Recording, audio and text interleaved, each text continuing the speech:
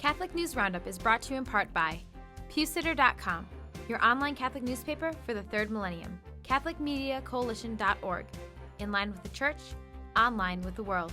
And TheAmericanCatholic.com, politics and culture from a Catholic perspective.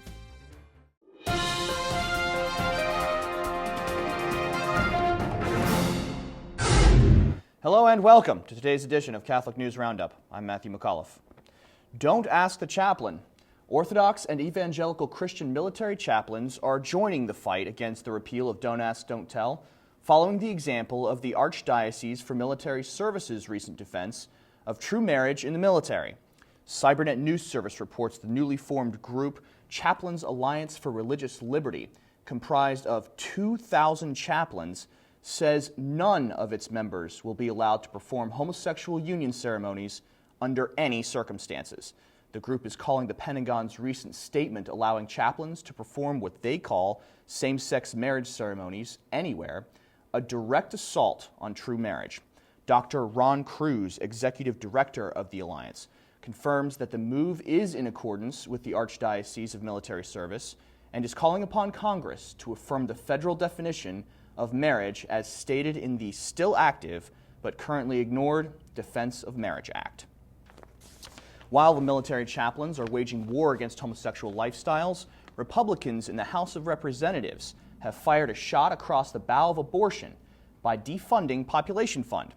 GOP members of the chamber are fighting to reverse Obama's reinstatement of funds for the UN organization that has been accused of putting our money towards China's population control policies.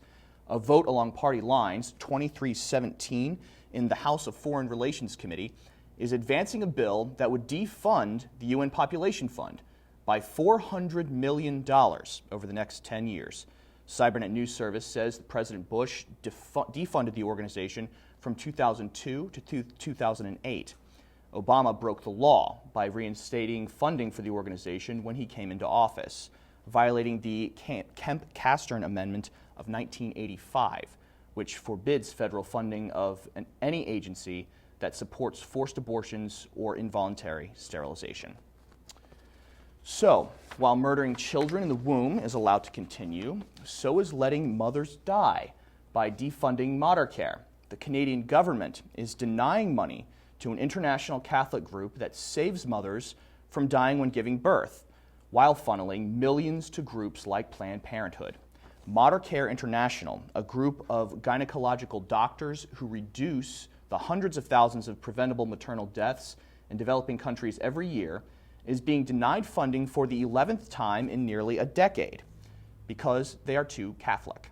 The group's president, Dr. Robert Wally, says, quote, "We were told that we would never get funding simply because we wouldn't provide reproductive health, that we were too Catholic and too close to the Pope," end quote.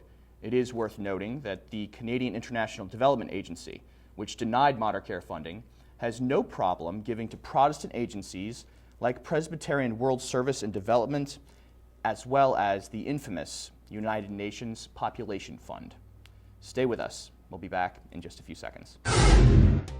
Catholic News Roundup is brought to you in part by NewOxfordReview.org, the voice of Catholic Orthodoxy, in print and on the web, and RenewAmerica.com, expanding the influence of America's grassroots in the cause of freedom. Pulled pork. The other white meat is under attack, and you can be sure inmates in the Ohio prison system aren't going to be too happy about it. A recent lawsuit by Muslim convicts who claim serving pig meat is a violation of their freedom of religion is resulting in pork being pulled completely from the menus of kitchens across the state prison system.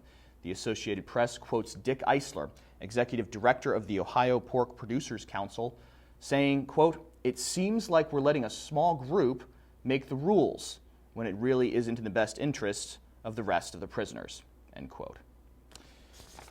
Pagan Pride. With the atheists and Christian battles in America pitching back and forth in the mainstream media lately, one group you don't hear too much about nowadays are the old-fashioned pagans. A recent event open to the public in Kentucky called Pagan Pride Day brought Wiccans, Asatru, Druids, and other monotheistic religions together for a day of arts, crafts, and musical entertainment. Attendees were charged food donations to enter the Louisville Area Festival, and theblaze.com says this is only one of many pagan initiatives that are celebrated around the globe every year. I'm Matthew McAuliffe. Thanks for tuning in. Be sure to tune in on Monday for your daily dose of Catholic News Roundup right here on RealCatholicTV.com. And be sure to check out The Vortex today, where Michael talks about the Christian wisdom of Pope Leo XIII. Thanks for tuning in. Be sure to tell all your friends about us. And as always, God bless you.